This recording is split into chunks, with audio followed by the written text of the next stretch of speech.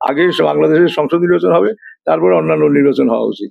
এমনকি গণভোটের কথাও বিএনপি বলছে যে একসাথে হোক। তারা বিলম্ব করতে চেয়ে অন্য সমস্যা তৈরি করার জন্য চেষ্টা করবে।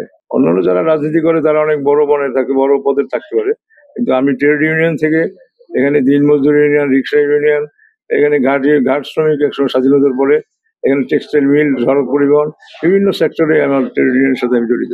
নারীর অধিকার বলতে গেলে আমরা তো সমান অধিকারের কথাই সবসময় বলি। আরপিওতে আমাদের 33% মহিলাদের রাখার মতো, আর 111-এর সময় আরপিও যে হয়েছে তাতে উল্লেখ করা 33% মহিলা রাখতে হবে।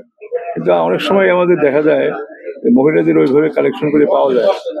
যেমন একটা কমিটি যদি আপনি 100 সদস্য করেন, তার 33% যদি মহিলা হয়, মহিলা আপনার জোগাড় করা যায় না। দেখা যায় সচেতন ভাবে মহিলারা আরো এভাবে ঘর সংসার করে তারা সময় দিতে পারে না।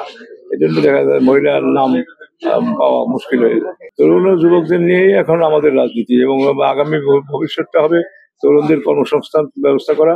এবং সবচেয়ে এখানে আরেকটু বড় প্রবলেম হচ্ছে যে তরুণ যে কাজ করবে, আজকে আমরা মোগল আমলের ইতিহাস পড়ায় তো লাভ হবে না। তরুণরা যেখানে কর্মসংস্থান করবে, আজকে সেসব কর্মসংস্থানের যুগোপযোগী শিক্ষা ব্যবস্থা করতে হবে, তাহলে তারা বেকার যুবকদের চাকরি হবে। এক্সট্রিম মশার কয়েল প্ল্যান্ট ফাইবার দিয়ে তৈরি, তাই সহজে ভাঙে না, সুগন্ধিযুক্ত ও নিরবিচ্ছিন্ন ভাবে চলে। ডেঙ্গু, চিকুনগুনিয়া বাহি সহ যে কোনো মশার বিরুদ্ধে দেয় এক্সট্রিম সুরক্ষা।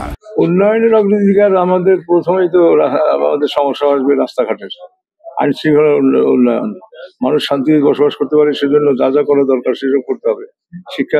বিদ্যা শিক্ষা, স্কুল কলেজগুলোকে ডেভেলপ করতে হবে।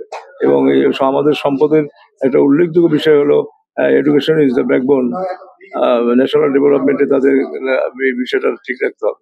আমি বলবো, আমি বিএনপির শুরু থেকেই বিএনপি করছি, এবং আমি আন্দোলন সংগ্রামে ইমানের পরিচয় দিয়েছি, আমি পার্টি ছেড়ে যাইনি।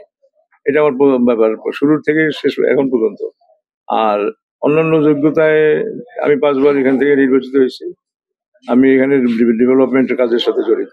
আমার ব্যক্তিগত উন্নয়নের সংখ্যা 18টি, কলেজ, স্কুল, মাদ্রাসা। যেভাবে হোক, ক্লাব, মসজিদ, বিভিন্ন জায়গায় সাধারণ মানুষের সাথে আমার সম্পর্ক আছে।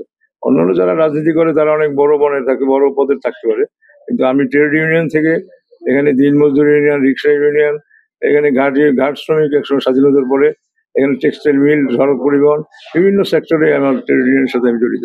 মোট কথা, সাধারণ মানুষ আমাকে ছাড় বলার মতো অবস্থা নেই, সাধারণ মানুষের সাথে আমার সম্পর্ক আছে। যারাই আমাদের একসাথে মিলে গণ অভ্যুত্থানে অবস্থান করেছে, নিরপেক্ষ সরকারের অধীনে ভোটের জন্য কাজ করছে, তারাই দেখি আবার স্থানীয় সরকারের নির্বাচন চায়, তারা বিয়ের পদ্ধতি চায়। তাহলে এই আন্দোলন সংগ্রামগুলো একসাথে করলাম কিসের জন্য?